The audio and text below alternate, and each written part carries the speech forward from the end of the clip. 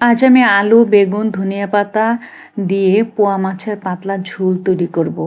গরমের মধ্যে কম মশলাযুক্ত খাবার খেতেই খুব ভালো লাগে এবং খাবারে খুব স্বস্তিও লাগে। যাই হোক, সবার প্রথমে আমি সবজিগুলো কেটে নিচ্ছি। সবজিগুলো কাটা হয়ে গেছে। এখন আমি সবার প্রথমে বেগুনগুলো ভেজে নেব। বেগুনগুলো ভাজার আগে আমি এগুলোতে লবণ মেখে রেখেছিলাম। ভাজার আগে বেগুনের মধ্যে লবণ মেখে রাখলে এতে তেল কম লাগে। বেগুনের মধ্যে পরিমাণ মতো হলুদ দিয়ে দিলাম। এখন একটু নাড়াচাড়া দিয়ে বেগুনগুলো আবার ঢেকে দেব। ঢেকে দিলে বেগুনগুলো একটু তাড়াতাড়ি সেদ্ধ হয়ে যাবে এবং তেলটাও কম লাগবে।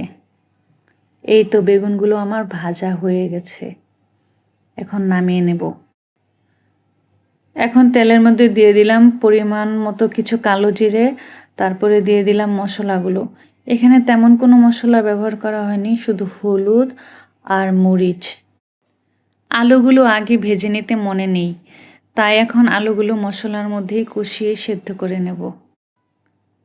আলুগুলো ভালোভাবে সেদ্ধ হওয়ার জন্য ঢেকে দিলাম।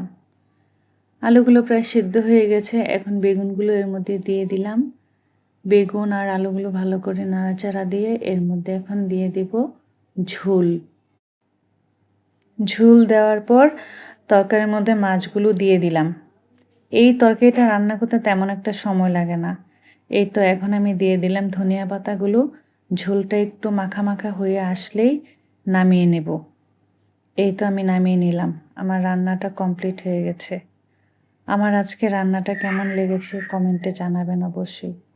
ভিডিওটা আজ এই পর্যন্ত শেষ করছি। সবাই ভালো থেকো।